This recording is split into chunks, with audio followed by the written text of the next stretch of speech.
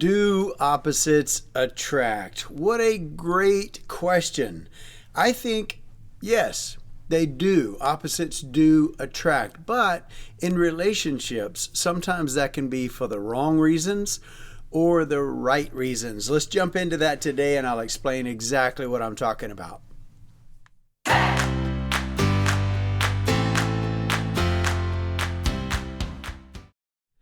All right, this question came to me from Cambium Layer 13, and I hope I'm saying that right. I have no idea what that means, but somebody subscribed to this channel called Cambium Layer 13. So I appreciate your messages to me. I appreciate your ideas for videos.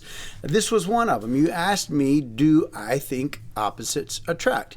Like I said, yeah, I do. I do think they attract, but they can be for the right reasons or the wrong reasons. So let's jump into that. Most people think about the right reasons why opposites attract, and sometimes they might just look for somebody like them. You don't necessarily go out looking for somebody opposite of you, but let's kind of break that down. Let's talk about the wrong reasons why opposites may attract. In general, the wrong reasons that opposites can attract is in the psychological world called codependence. It's where one sickness feeds another sickness. An example of that in a relationship might be somebody who's domineering versus somebody who's subservient.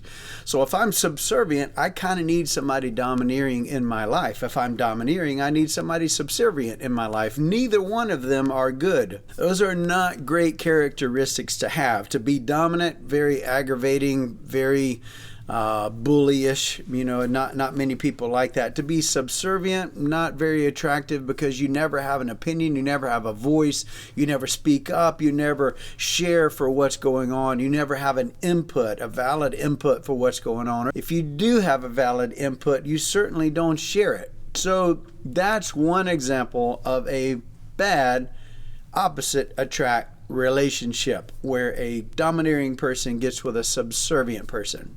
Another one might be an abuser, like a physical abuser or a verbal abuser, being with somebody who feels that they're not worthy, somebody who has no self-worth. So those two opposites can attract in a horrible way. That's not great. You don't want those two people together. Somebody who's very aggressive, where they're maybe physically pushing somebody or hitting somebody, or God forbid really hurting them in a bad way, or verbally just condescending, constantly talking down to them. You put that person with somebody who's feeling not worthy or having no self-worth. They feel like they need to be punished, that they need to be held down. Those two people do not need to be together. So that's another example of a bad opposite relationship. Another one would be maybe somebody who's super rich and somebody who likes to spend a lot of money. So a spendaholic with a billionaire. And you see these comically a lot of times. You will often see this is probably best personified in an old man who's got a lot of money with a beautiful young lady who loves to spend money. Those are opposites, and they're not healthy for anybody, but they feed each other. The billionaire needs the attractive woman needs the money. Not great. So that opposite relationship, no, probably do not need to be together. That's not a good one at all. And of course, the ultimate example of opposites attracting for the wrong reasons would be a Christian or a believer and an atheist. The Bible even warns us about being unequally yoked with a non-believer, because it just brings further challenges into a relationship, especially a marriage. Is hard enough as it is. And if you couple a believer and a non-believer, it just really complicates things and makes it really tough. So that can be another, in a weird way, a codependent relationship where the Christian needs somebody to witness to. They need somebody to take care of, take under their wing, to help bring along. And they're looking at that atheist as maybe a prospect for that, somebody, a project that they can work with and develop and bring into the Christian fold. And then the atheist, of course, might be in a situation where they love the challenge, they love the debate, they want to find a believer that they can constantly debate with to prove them wrong. So those two things, not great. That's not the way you want to go when you think about opposites attracting. Now let's segue that into the right reasons, because I think it's very cool in some cases that opposites do attract, and it can be very strong for a relationship if you complement each other. If your partner is strong in areas where you're weak, that can be a very, very strong bond and make your relationship even tighter than you ever thought it could be because of that. So let me give you some examples of when it's good, when it's right that opposites attract.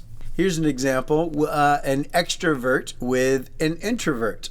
Well, two introverts together can just be little homebodies, not have any friends and not do anything. Two extroverts can be out in public all the time. They just like the attention, they like going and doing. But they're probably not that good together because they'll get each other in trouble. But if you put an extrovert with an introvert, that's good because the introvert can calm the extrovert down a little bit to bring them back to reality. Yeah, go out and have fun, but within reason, not to get on everybody's nerves or not to always want to be the center of attention. And the extrovert can help the introvert be able to get out, make new friends, and start getting outside of their bubble, because most of the cool things in life do happen outside of our comfort zones. So write that one down and take it to the bank. That is very true. An introvert's always going to live within their comfort zone. That's just the definition of somebody living in their comfort zone is an introvert. But that extrovert in their relationship could bring them out of that bubble a little bit to let them experience some cool things in their life that maybe they never would have had the courage to do.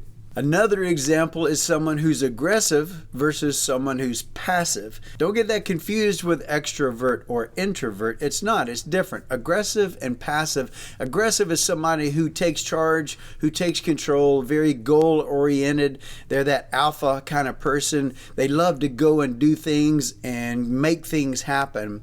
Whereas somebody passive loves to watch things happen. They certainly don't make anything happen.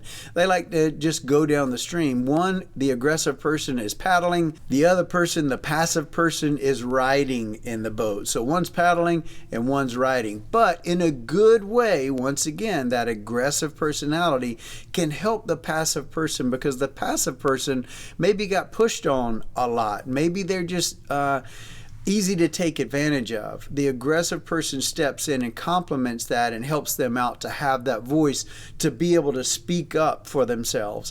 The aggressive person, on the other hand, might be too aggressive or out there, maybe even argumentative or starting fights. Whereas the passive person can bring them down, calm them down, and say, look, that's just not worth it.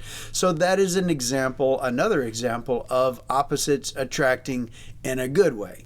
Another example is a planner or an organizer versus a free spirit. Sometimes those two things can really help each other. The planner, who's going out there and just charting everything and being so miserable and controlled by a chart or a graph or organization, they have no way to just be able to enjoy life, enjoy spontaneity. And the free spirit lives on spontaneity. They love that spur of the moment thing where they can just go and do. So the two definitely complement each other. The free spirit definitely needs some organization in their life.